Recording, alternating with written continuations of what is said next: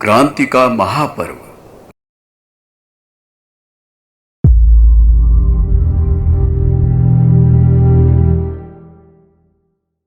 क्रांति के बीज किसी एक महान विचारक के दिमाग में जमते हैं। वहां से फूल फलकर क्रांतिधर्मी साहित्य के रूप में बाहर आते हैं और संक्रामक रोग की तरह अन्य दिमागों में उपजकर बढ़ते हैं। सिलसिला जारी रहता है। क्रांति की उमंगों की बाढ़ आती है। सब और क्रांति का पर्व मनने लगता है। चिंगारी से आग और आग से दावानल बन जाता है। बुरे भले सब तरह के लोग उसके प्रभाव में आते हैं। कीचड़ और दलदल में भी आग लग जाती है। ऐसे में नियति का नियंत्रण करने वाली अदृश्य सत्ता परिवर्तन के क्रांतिकारी आवेग से भरी प्रतीत होती है। वेद माता आद्य शक्ति समूचे विश्व को अपने हाथों में लेकर उसे नया रूप देने का संकल्प लेती है।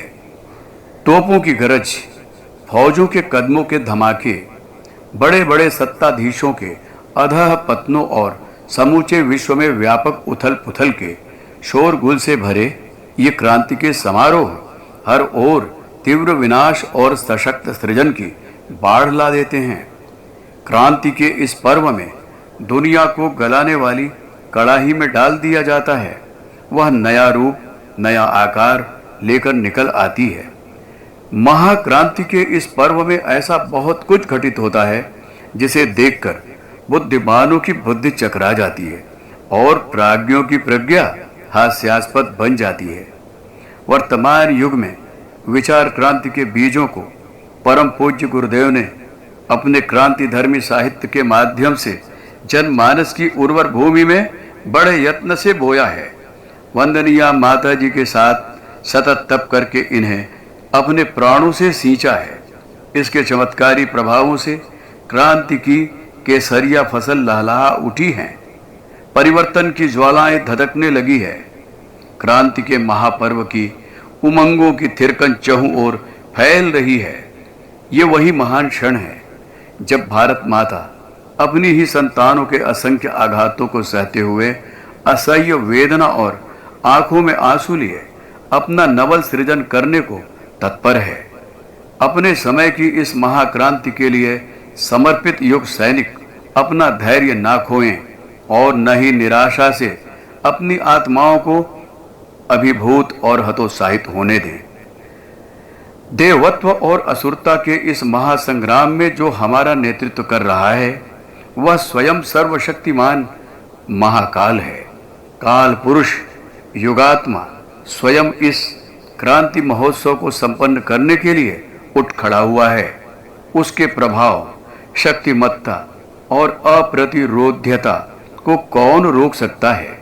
वह तो केवल उस तिमिर का नाश कर रहा है जो मानवता को अनेक रूपों में आक्रांत किए हुए हैं।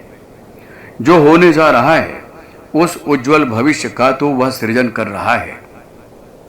यह समय युग सेनानियों की चेतना में महाकाल के दिव्य प्रकाश के अवतरण के लिए हैं। उन्हें यह चेताने के लिए हैं कि इस क्रांति के अवसर में हृदय मूर्छित न होने पाए और न ही उदासी छाए तथा कोई अदूरदर्शी उत्तेजना भी न हो।